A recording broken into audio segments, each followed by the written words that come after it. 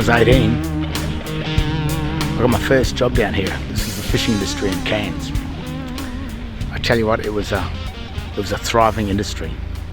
We had processing plants where they used to peel all the prawns and pack them, send them overseas. We did everything here.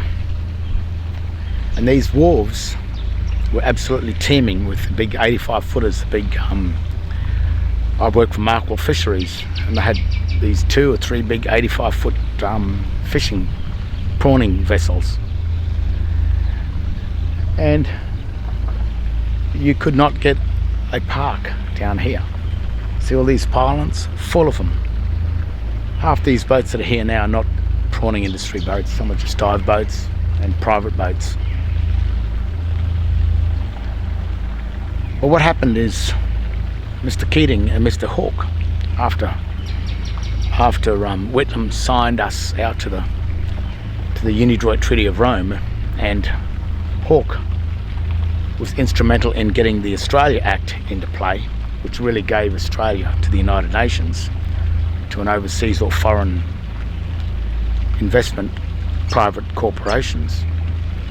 They must have been paid a lot of money to do it, because it's an act of treason what they've done. But prior to that, the fishing industry in Australia was a mammoth industry, along with the farming, along with manufacturing. And after the fishing industry, after I spent a year or 2 years in the fishing industry and on the fishing trawlers, I got involved in the t-shirt printing industry, which is a tourist industry. And even that again, I employed 10 people. The t-shirt factory, which was my opposition, which I used to work for them as well, they employed 50 people. Marlin Shirts manufactured beautiful, highest quality shirts ever. He employed something like 75 people. And Shirts North also employed something between 50 and 70 people manufacturing t-shirts. That's not all. There are other t-shirt printers and manufacturers in Cairns, in this little town in the north, that also employed probably another 10 or 20 people, which is well over 150 people all up, employed in that one clothing industry.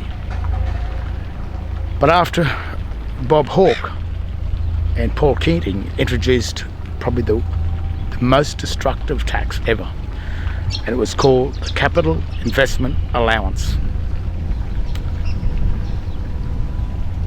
Well, it wasn't the Capital Investment Allowance, they got rid of the Capital Investment Allowance.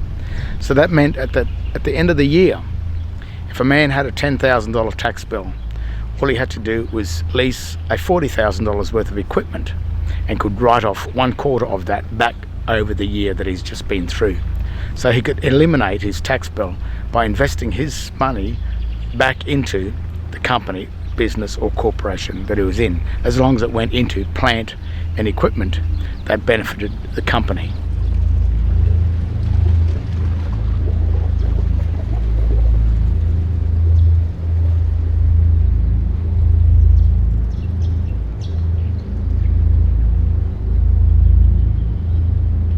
And that's why the Australian farming industry, the fishing industry, the manufacturing industry was so good in Australia. Because it wasn't that businesses want to keep the money for profit. No one really wants to do that. They just want to make their businesses good and enjoy their life through their business. And that one law that allowed us to put all of our money back into boats, into farming equipment, into fishing equipment, into t-shirt manufacturing equipment, all that is what made Australia prosperous and gave it what we had in the 70s, which was a country that was definitely heading up the path of great things. It already was great things. Well, through the stroke of a pen, Paul Keating got rid of the Capital Investment Allowance. So at the end of the year, you had to give all your tax to the government before you could invest in your company. And whatever's left, then you could invest in your company. And it was a definite plan by the United Nations and their foreign corporations to destroy the economy of Australia. Now the fishing industry, just in Cairns alone, as you can see, this would have been thriving. I could not stand on this wharf 30 years ago. This place was teeming, but today it's almost deserted. They say it's something like 70 or 80% or even up to 90% of the industry has been destroyed in the last 30 years, and not for the lack of prawns or fish.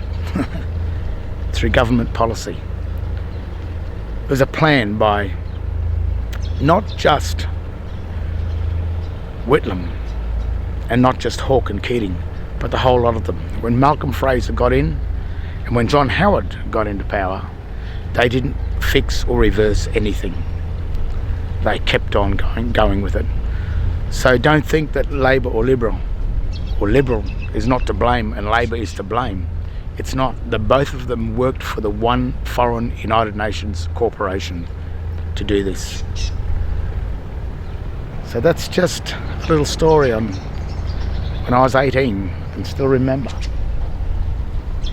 That was the big, that's where they used to refit the big ships, the 85 footers. They were fantastic boats. We used to spend 3 weeks at sea, come in for 10 hours to unload. And by that night, we were back at sea. And I must admit, it was a good life. I mean, it wasn't my life, but it was a good life. I enjoyed it, and many of my friends did very well out of it while it was happening. So, people of Australia, you know, while you've been asleep, these tyrants, these politicians that serve foreign entities have come in and for some ungodly reason destroyed the manufacturing, the jobs, the future of Australia.